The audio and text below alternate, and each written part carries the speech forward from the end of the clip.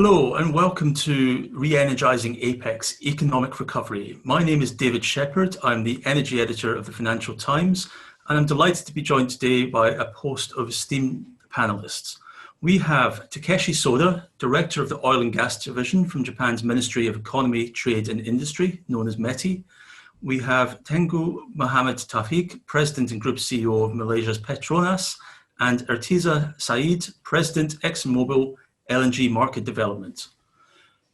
It's fair to say that 2020 has been an incredibly difficult year for the energy sector. The impact of the global pandemic has roiled oil markets, roiled gas markets, and created very unstable market conditions, including plummeting oil and gas prices.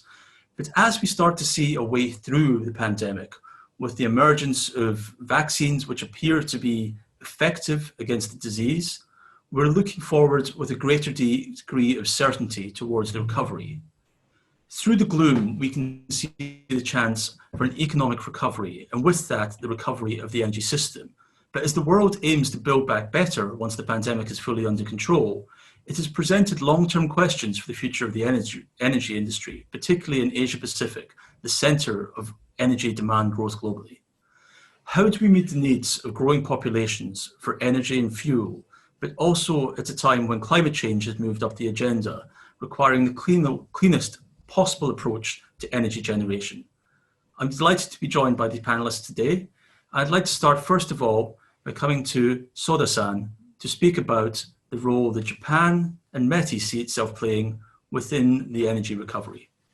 Soda-san, Prime Minister Suga made big news recently by committing Japan to carbon neutrality by 2050. What steps must Japan take to achieve this target, and what steps is it playing in the wider region when it comes to fostering the energy recovery that will accompany the economic recovery? Thank you, David. My name is Takeshi. Thank you for having me to the great dialogues. And then, first of all, Japan, last October, we made a very important decision. As you mentioned that, our Prime Minister Suga declared Japan's goal of reducing the greenhouse gas emissions overall to net zero by 2050. That is, to become carbon neutral by 2050. Although Japan has committed to become carbon neutral, however, we believe not all countries in Asian Pacific region have the same goals. Countries in Asia have different degrees of dependence on coal and natural gas, and not all of them can immediately adopt renewable energy on a large scale, as is the case in Europe, due to the economic and geographical reasons. For example, one developing country in Asia had intended to use coal as its main energy source for the time being. But in responding to the recent rising global environment awareness, the country started to consider to increase the share of gas power plants, switching from coal power plants. In other words, what the country needs to do now to become carbon neutral in the future, maybe not by 2050, is to switch from coal to gas-fired power plants and to build LNG receiving terminals. From the perspective of Japan, I would like to support Asians' realistic and gradual energy transition, which is in line with their situation. In this sense, JERA, maybe you know the name of the company that is the world's largest LNG buyer, announced last month zero CO2 emissions 2050. I believe that it should be one of the most persuasive and realistic proposal to the world. In other words, JERA's plan of co-firing existing coal-fired power plants with ammonia and co-firing existing gas-fired power plants with hydrogen, both of which will ultimately be fired exclusively, is excellent for developing countries in terms of the cost, because we will be able to achieve energy transition at minimum cost while making use of existing infrastructure. As such, Japan would like to support Asian countries by showing them a concrete and visible path to realistic and gradual energy transition. Thank you very much.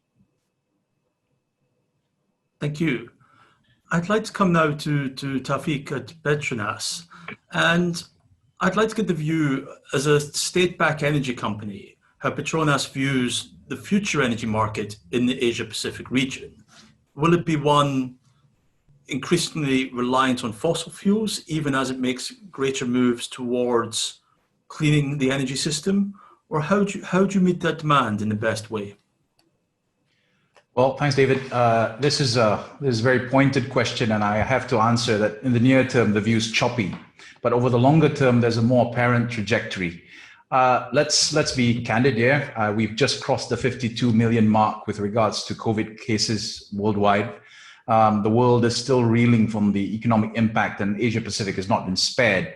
But economic activity, and you made reference to vaccines becoming available, until we deal with the near-term cold chain logistics or the dispersal across key risk groups, we're going to see economic activity reviving in Asia Pacific at multiple speeds. And where our view is that it will still be the center for energy demand going forward, and it will continue to drive energy demand all the way to 2040. This will be driven by anything from urbanization, increased industrialization, even uplift in affluence. But the pace may be a bit tricky to read in the near term. Over the long term, we do believe that there is going to be a clear motion to switch. There's going to be clear policy steps taken. I think the presenting costs of new solar and wind generation as viable alternatives, that's definitely going to emerge. I think we have estimates that point to anywhere between 50 to 60% of new solar generation costs dropping over time, over the last 5 years, 20 to 30% when we talk to wind. They are compelling cases, but to answer your question, I think we still believe internally within Petronas that fossil fuels will still play a key part in the energy mix for Asia Pacific in particular. I think worldwide, if we refer to the IEA's projections, we still believe that hydrocarbons will form 50% of the total energy mix. Of that, of course, as many countries in Asia Pacific move towards a policy that will contend with the need to demonstrate sustainability credentials, as amply demonstrated by what you've just heard from Soda-san earlier, you'll see probably LNG importation accompanying this switch, and then we would see that the Asia Pacific LNG importation rates increase over time. It is already about 3 times larger than the next competing region, which is Europe. I think in 2020, this may end up at 250 million tons per annum versus Europe's 80 to 90 odd million tons per annum. So a lot of the LNG importing nations will maintain their role as the cornerstone demand centers, Japan, China, India, South Korea. But over and above that, policy switching will also accompany new importation terminals emerging across Asia Pacific. So the test for players like us is in addressing the future of the energy market in Asia Pacific is remaining resilient, at least within the next 5 years, and contending with the possibility that the long term will see a switch. So some portfolio management to do indeed in the near term. Thank you. I'd like to follow up with Irtiza to get the sense of where you see the energy system going at ExxonMobil within Asia Pacific. I mean, we're hearing a lot around the targets to have cleaner energy systems, but at the same time, demand is going to grow. Hydrocarbons will remain a large part of the energy mix in the future, most projections suggest. How do you see ExxonMobil addressing that at this time? First of all, it's a pleasure to be here with you, and thank you so much for the question. I'd pick up on the point, a couple of the points that Taufik had made in his remarks regarding, the Asia Pacific region, and certainly, coming out of the COVID environment. I mean, the equation for energy is rather simple, and it really starts with people, living standards, and the total energy need. In the ASEAN region alone, the 650 million people that reside in this region, with standards of living that are well below the 50% mark on the UN Development Index. And as these populations in the Asia Pacific region develop their GDP and the basic living standards rise, the total energy need for this region starts to really increase. In our view, over the next 2 decades, we feel that nearly 75% of the total LNG produced will be consumed in the overall Asia Pacific region, and is mainly driven by population density and the economic development and the projected economic growth in this particular region. Now you take that total energy consumption and the total energy need, and you get to the next level of detail around how is that demand actually met? Yeah. And what role is it that hydrocarbons play? And what role is it that other sustainable energies play in that mix? And consistent with the comments that Taufik made, as well as the IEA, we believe that the LNG is a very significant contributor to that total energy mix to meet that growing need. And it's for a variety of reasons. One, it is proven. I mean, the world has been in the LNG space for more than 50, 60 years. The value chain or the supply chain is proven. It is scalable. Many countries have been able to gasify their entire markets based on LNG import facilities. Soda-san talked about companies like JERA or the Japanese market in its own. I mean, the entire energy mix up until very recently has been dominated, or at least a big part of that has been the LNG consumption. Similarly, the markets like China, who have grown tremendously in their LNG consumption, just rewind the clock 15 years and versus where the total energy consumption was then, LNG consumption was then versus where it is today. I mean, it's grown by leaps and bounds. And in our opinion, in the Asia Pacific market, we feel that LNG is complementary to sustainable fuels, renewables, and that it will play that role and it will offer that bridge where in the immediate sort of needs for economies to grow and to be able to depend their growth on reliable, affordable, and scalable supply, cost-effective supply of energy, which is in the form of LNG, as that comes in and the economies develop and grow, particularly in emerging markets, and then you complement that with renewables, that is what we feel, in our view, is the most complementary relationship, particularly for the Asia Pacific region, where you have markets that span the whole spectrum of development, markets that are just developing and emerging markets to the markets that are fully developed and have policies and structures that allow them to move towards a path of carbon neutrality as announced by the Japanese government, or for that matter, the Koreans or the Chinese. And then you have many emerging markets within that same region that don't necessarily have the policies yet, nor the economic horsepower yet to necessarily move towards that path. And we feel that the LNG specifically, will allow those economies to act as that bridge and meet the near-term needs, while also setting them up well for the energy transition long-term. Can I just follow up and ask the role of LNG in displacing coal, for example, in Asia? I mean, we're hearing a lot about these net zero targets and so on, which has led some critics to ask, okay, what role can natural gas play when we're talking about net zero? But when we look at coal as the huge role that it plays in the Asia Pacific energy mix, what role do we see in terms of LNG being able to supplant that as a cleaner burning fuel? I mean, maybe I'll share some statistics, and I'm sure my colleagues here will jump in.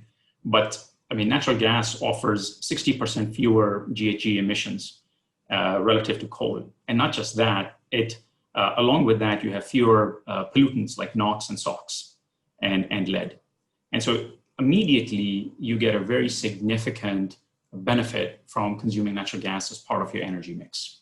And that in itself, being able to do that in an affordable manner, and today with the LNG value chain having been in place for decades and perfected by the industry, you could bring in LNG in a very reliable manner and a cost-effective manner that starts to really promote the use of LNG versus obviously coal consumption in some of the major consuming countries like India or China. in this particular region, in the Asian region. Can I come to Soda-san? Looking at, you mentioned the role of hydrogen in Japan's economy and plans to get to net zero by 2050. What is the intersection between natural gas and hydrogen in the scenario? Or are you looking at green hydrogen, as many refer to it, made from carbon neutral sources? As to the hydrogen, we believe that hydrogen is the one of the most important role in achieving carbon neutrality. And then especially, hydrogen is important to decarbonize the sectors which are hardly to electrify. So as you know well, many countries such as Japan and Germany and EU have already formulated the hydrogen strategy, and the movement toward the social implementation of hydrogen is internationally growing as well. However, what is the turning point is, or what is the hurdle of the hydrogen is how to realize the reducing the high cost of hydrogen. At present, its price is 7 to 12 times higher than that of LNG. We would like to reduce the price at the level of $3 per kilogram by 2030 and $2 per kilogram by 2050, and bring it to the same level as LNG if environmental values are counted. In order to lower the price of hydrogen, Japan aimed to expand the domestic market for hydrogen by increasing co-firing at gas-fired power plants and for fuel cell vehicles, FCV. In order to establish a global supply chain of hydrogen, a project to produce hydrogen from lignite coal in Australia and transport it to Japan is currently underway. In December last year, Kawasaki Heavy Industry built the world's first liquefied hydrogen carrier and plans to transport hydrogen to Japan in spring 2021.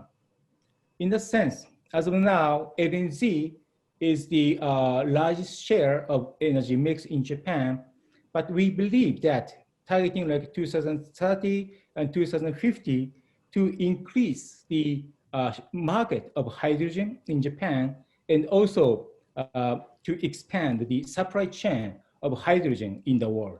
That is our goal. Thank you. Come to Taufik. I mean, we hear people talking a lot about hydrogen being one of the key fuels for sectors which are hard to electrify, as Soda-san says. What role are oil and gas companies taking when they look at hydrogen as a fuel which is gaining a great deal of attention, a great deal of government support in many developed economies, in terms of thinking, okay, what role can established energy companies like Petronas play?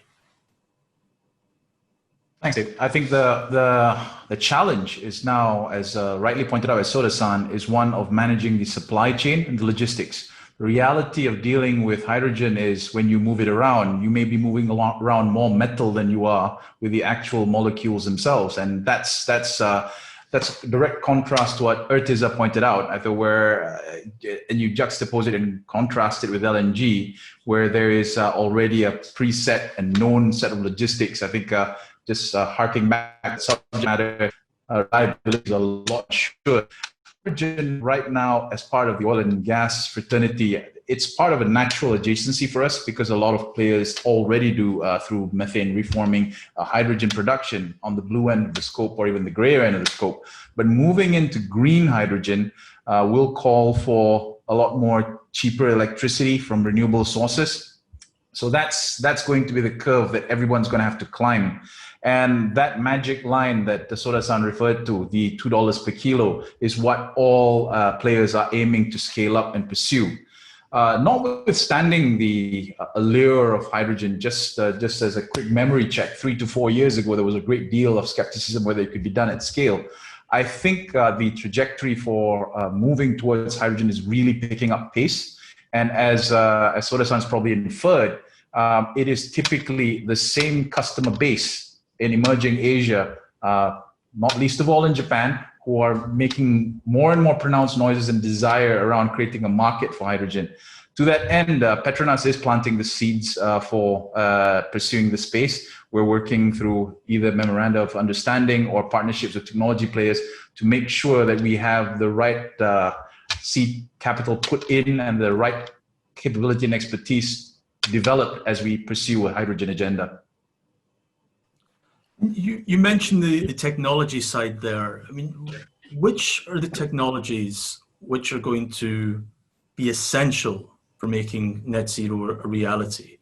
I mean, because we hear a lot around carbon capture and storage, how that can unlock a huge amount of potential when you already have the feedstocks of natural gas and others, but to actually decarbonize them as part of the value chain.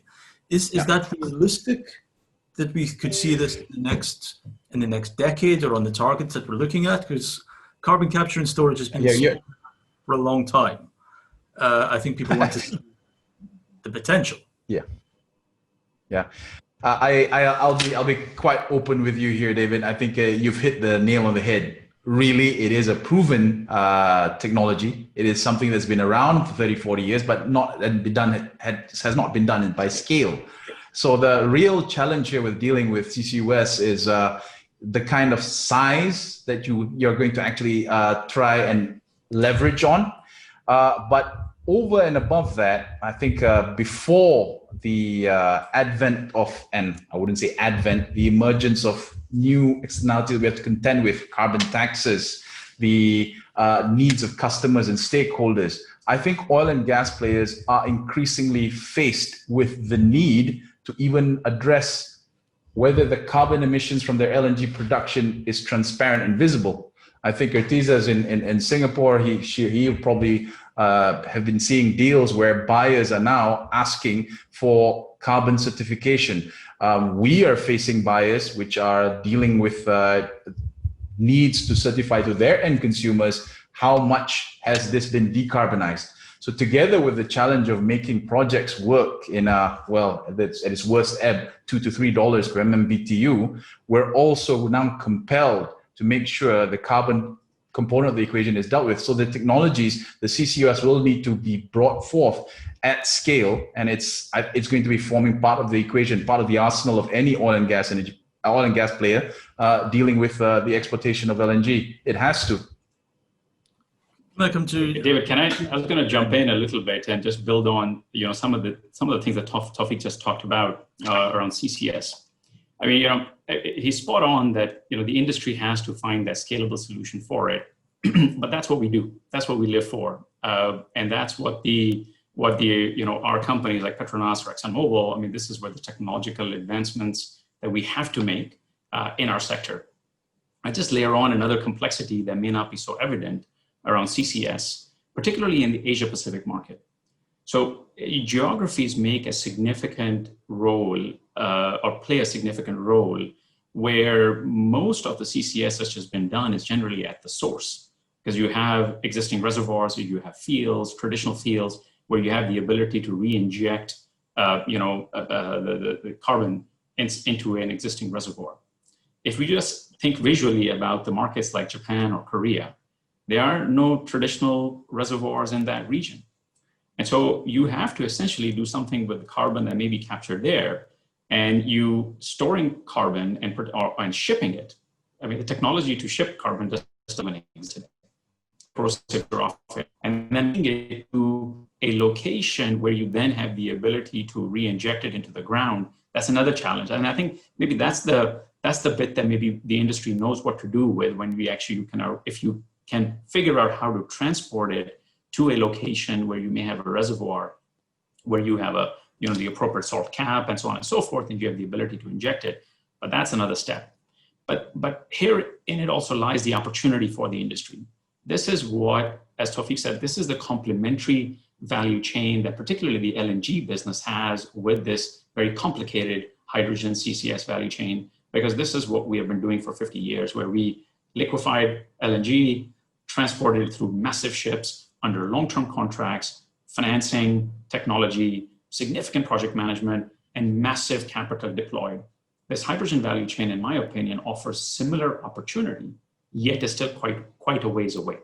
Quite a ways away, but it offers that opportunity to the industry to look into it and to identify those right technological solutions and the commercial framework which would be required to ultimately put it into place. I mean, there is technology breakthroughs which are required to make that value chain work. Those technology solutions don't exist today.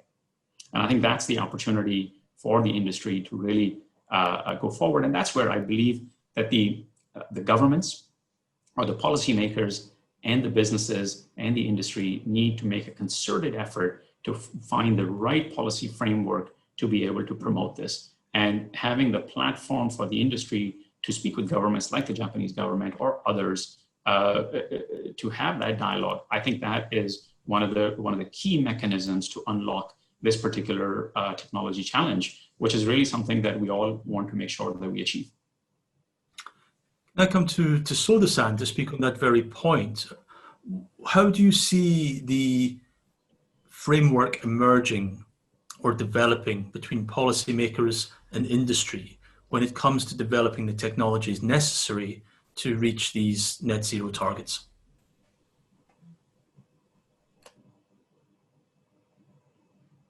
I'd like to jump to the issue about Mr. Irtiza mentioned about the concerted effort between the government and the industries. And then we believe that, even the energy value chain, we have to, reduce the all greenhouse gas from the throughout energy value chain. In that sense, we have to explore how to measure the greenhouse gas through the energy value chain and how to count or how to assess the value of the greenhouse gas throughout the value chain. And then as of now, we have not reached such kind of the same idea or same criteria. In the sense, our governments and industry try to form such kind of formula to discuss about how to measure and how to count the greenhouse gas throughout energy value chain. That is what Japan is now thinking about. Thank you.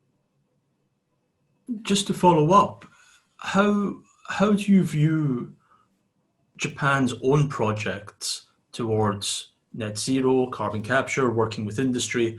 How do you spread that wider within the Asia Pacific region to other countries? As one of the leading economies in the region, Japan has a role to play, I imagine, in spreading technologies, working on frameworks that can make these projects develop rapidly and smoothly.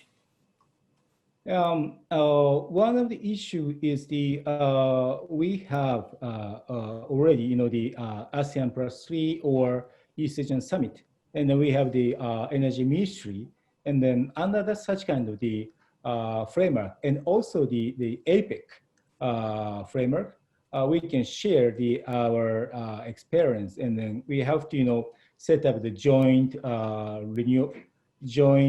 research and development projects.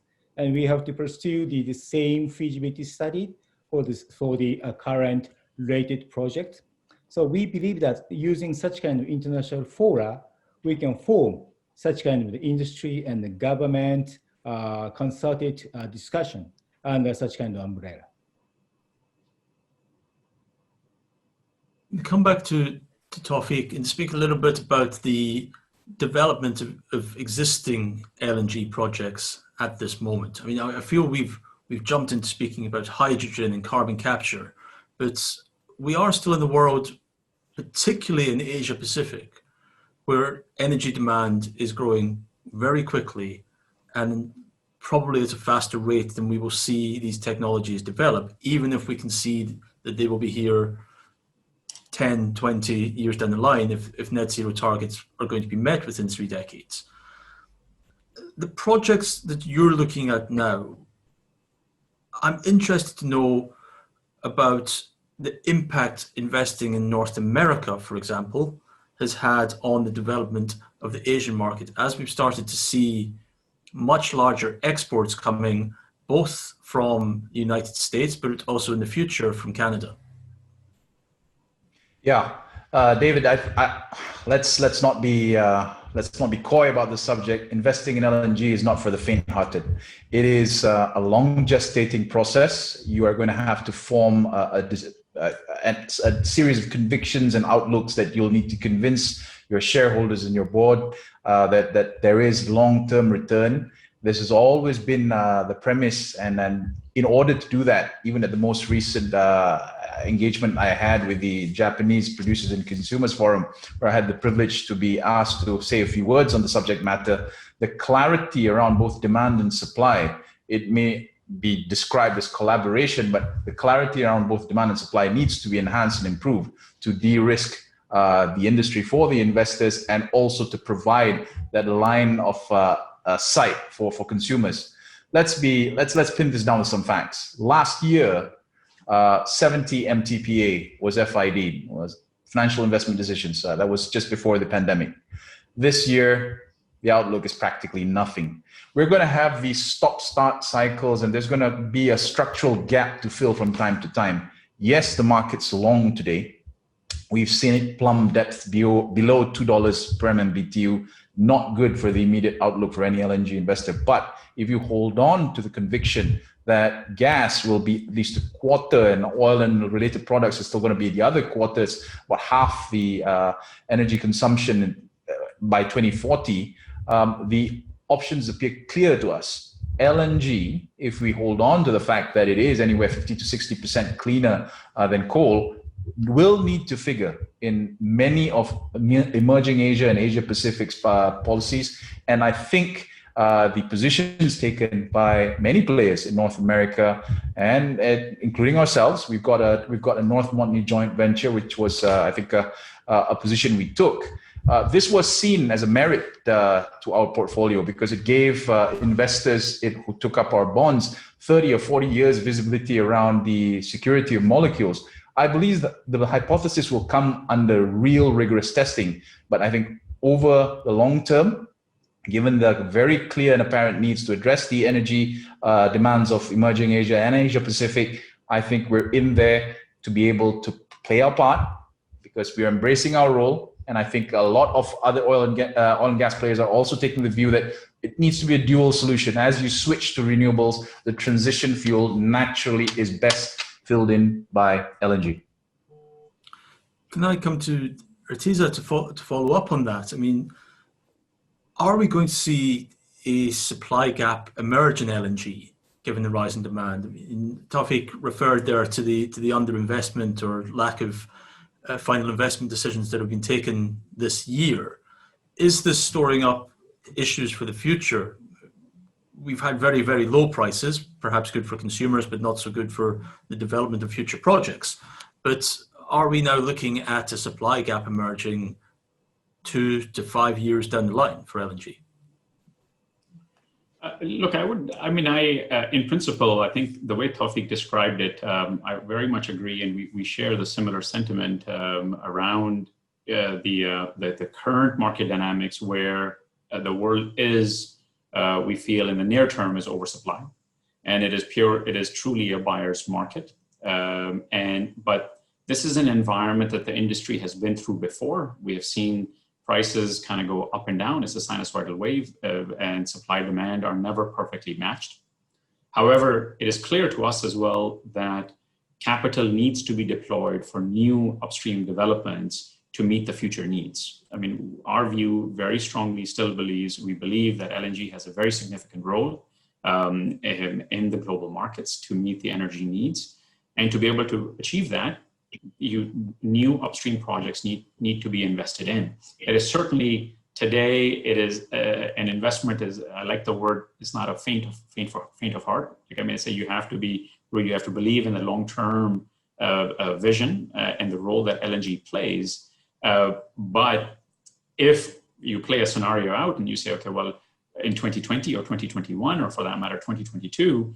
If no new upstream investments take place, what impact does that have on the global demand and the requirement for LNG? And yes, I would say that yes, in that scenario, we will be quite short, and the prices would need to recover to give that comfort to the investors to be able to make those investments in. Now, with that said, I think the traditional buyers are very accustomed to these dynamics as well. And I believe that they are willing and are working with suppliers to ensure that the upstream projects are getting developed. And those dialogues are continuing to go on with major buyers. Now, the other thing we should all realize is that the hydrocarbon industry, there's a natural decline. Investments are required just to maintain a flat profile. And so you naturally, a reservoir depletes by 6, 7, 8% in that range per annum. And so if investments don't take place, we can't even maintain the flat profile of supply, let alone meet the growing need, as we described earlier. And so, yeah, I mean, I think for a short amount of time for 2020, yeah, this is a blip in the system. And I think 2020 in itself may not impact long-term global demand supply, but if the lack of investments persists over the next, another 1 year, then yeah, there certainly could be an impact. Where do you see the bulk of LNG supply coming from? Which regions are we going to see developed? Will this be primarily a North American story, a Middle Eastern story from Russia? I mean, from my perspective or our perspective, it's all of the above. Certainly it's all about cost of supply. I mean, we're in a commodity business, and it is really managing that cost, and the lowest cost supply generally wins in these scenario. And brownfield projects, expansion projects in Qatar, for example, are certainly incredibly competitive. The U.S. Gulf Coast has had a significant advancement in technology deployment with some of the new players that have come online. And the stick-built sort of projects that have been deployed have a cost of supply that is very, very competitive. And certainly major projects that have been producing and have the ability, as I was saying, to expand, certainly their footprint, those certainly will remain very, very competitive in the larger space.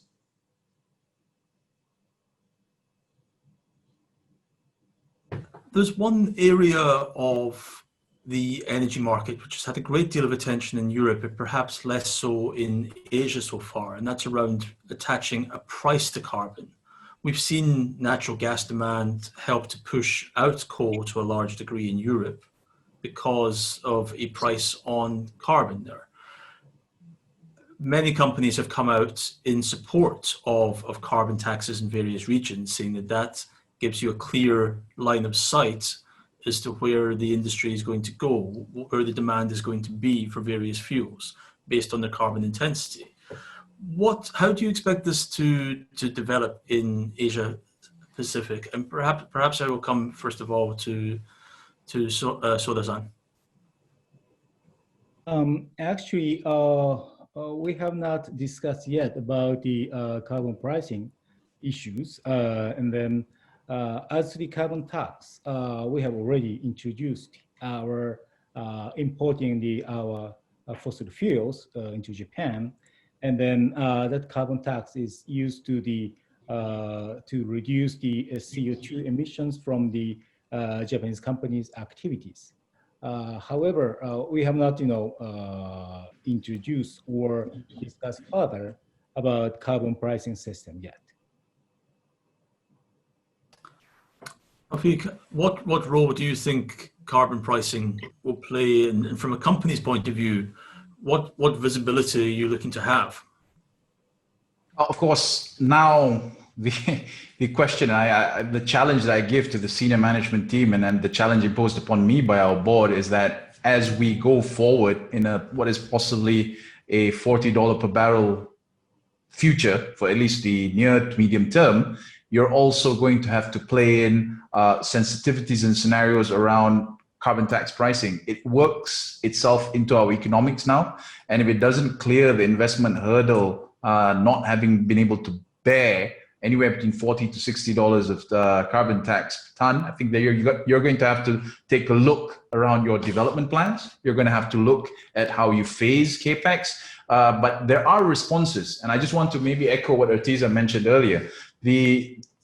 Naturally, the oil and gas companies in the world are expected to and will have to cope with the cost of these externalities. And I think here, the response by the industry needs to be meted by an understanding by these local jurisdictions that imposing something which is so prohibitive may spell very, very grave outcomes for local economies. If we're going to turn around and imply a flat carbon tax with countries at different points of a development. But I think from a perspective of sensitivities and delivering and supplying, all oil and gas players will have to contend with putting this into their scenarios and sensitivities. It depends on the jurisdiction there, David. Yeah. Irtiza, can you speak a little bit about that jurisdiction? Obviously, when you're talking with countries that are very different levels of development, do you need to adjust that within your own modeling for future projects? Look, I think for us, working with the policymakers to have a predictable future, which is realistic, is really critical for a long cycle business like ours.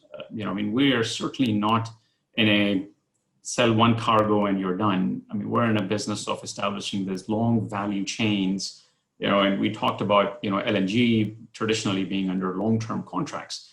And so for us, predictability of policy is really, really critical, because that allows us in each of these jurisdictions to come up with what I would call a very customized and a fit for purpose solution in helping those economies develop.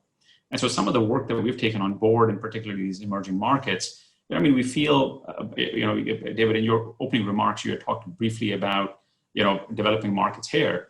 But markets like Vietnam, we have identified locations where we feel as, setting up an LNG import facility to meet the power needs of a region like Haiphong City in the north is of critical need, because what we did is we went through a very basic study around GDP development, GDP growth, industrial growth in the region. How can you best meet its need?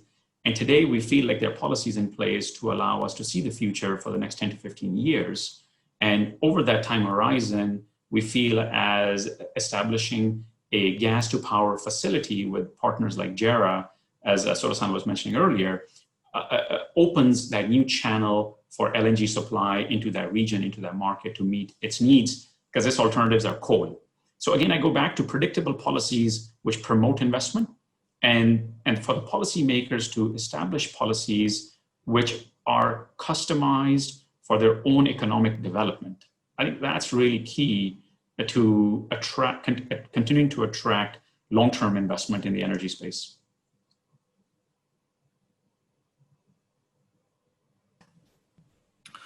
From that point of view of the developing economies, is LNG offering them a greater degree of flexibility than they might once have had, given the lack of need for pipelines to connect you from point A to point B, be the traditional model of the gas market?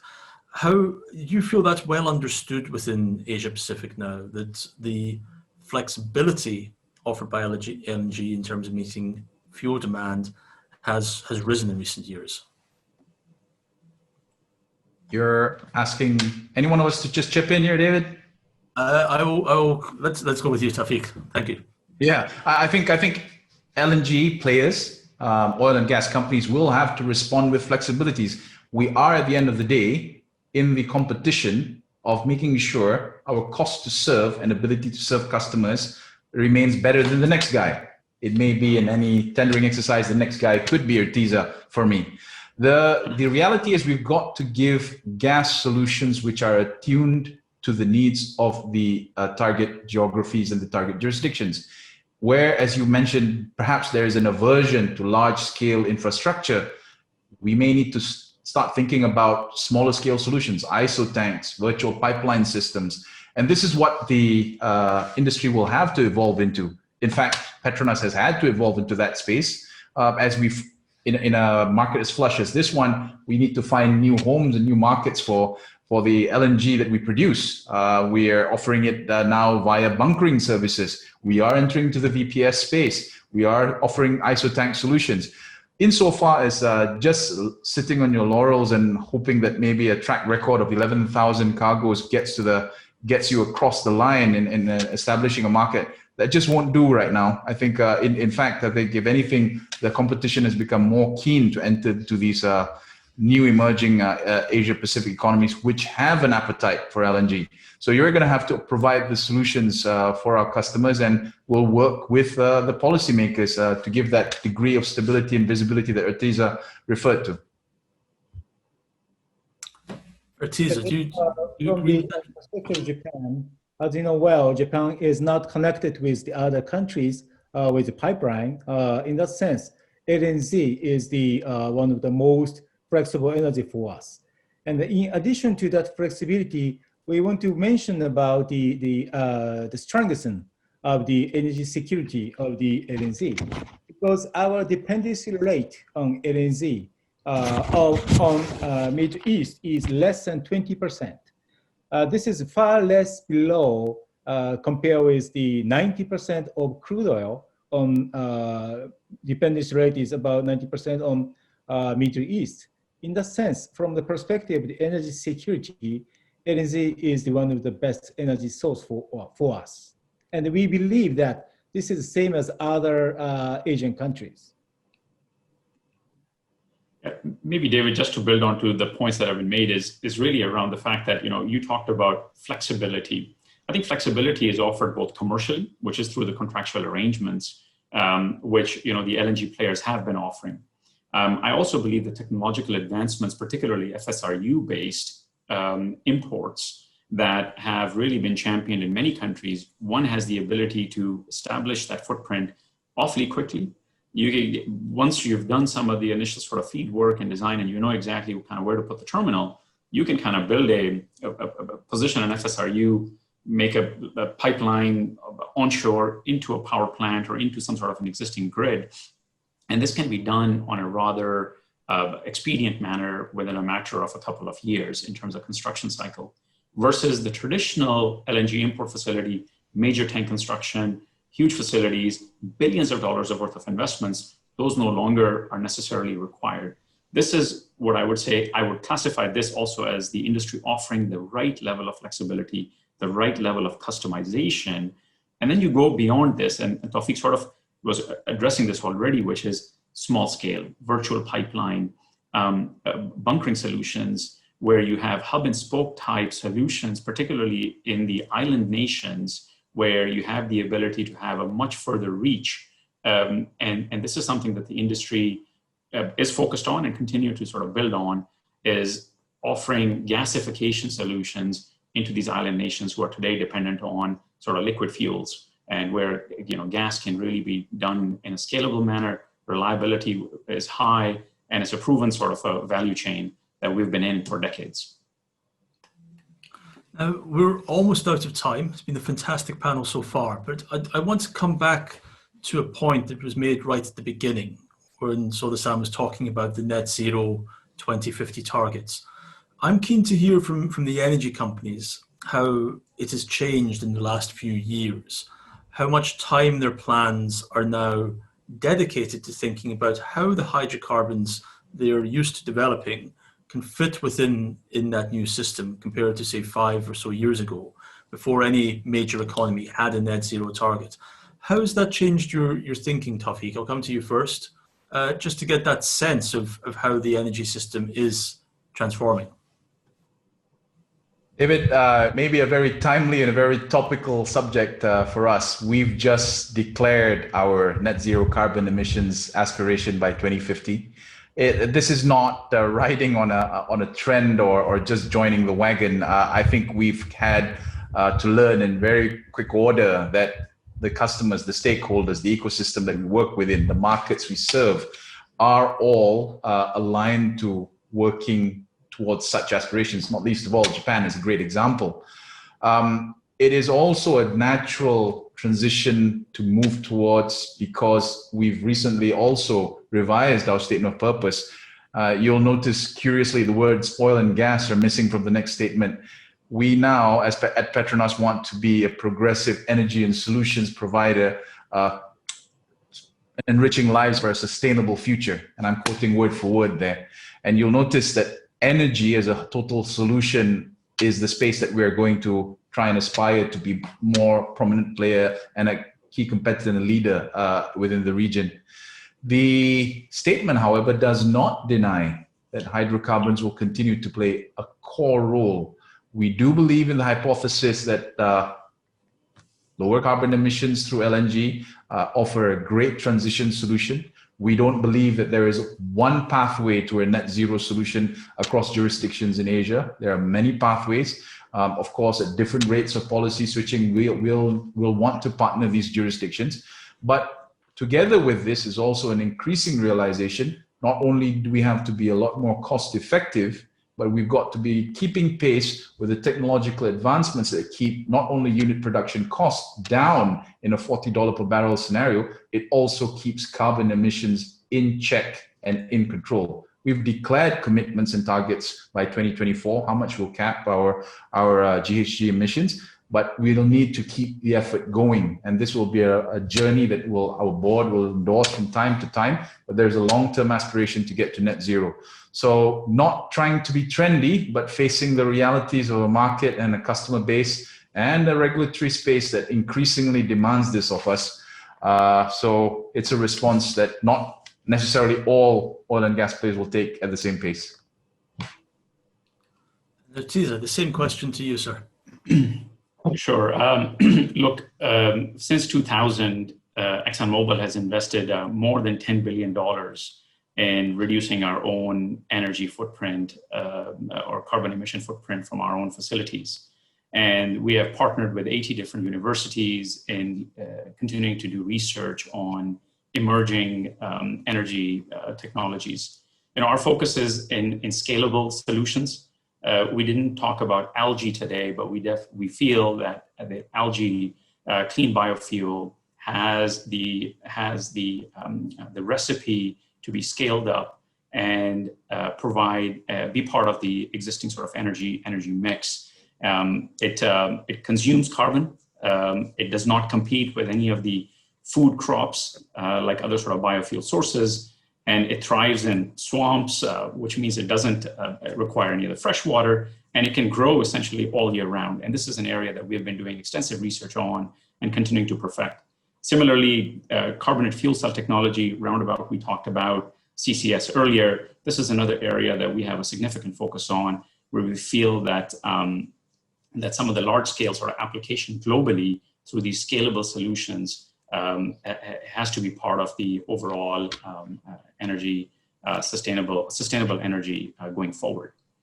So that's where our focus is. And so although we haven't announced anything specifically, but we have been spending money in this space for more than 20 years. And I'll finish by coming to Soda-san. How confident are you, Soda-san, that Japan and other countries within Asia Pacific will be able to meet the net zero targets by 2050, whatever mix of fuels or policies they need to pursue?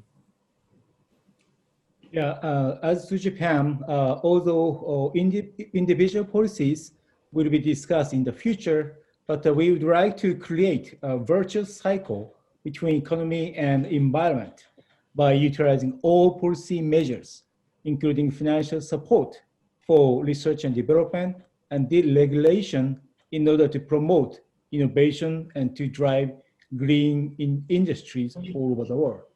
However, as I mentioned before, the Asian countries have not the same goal. They should have their own traditional energy transition plan. In that sense, we really want to support such kind of the actual and individuals and the realistic energy transitions of these Asian countries, which is in line with their situation. That is our view.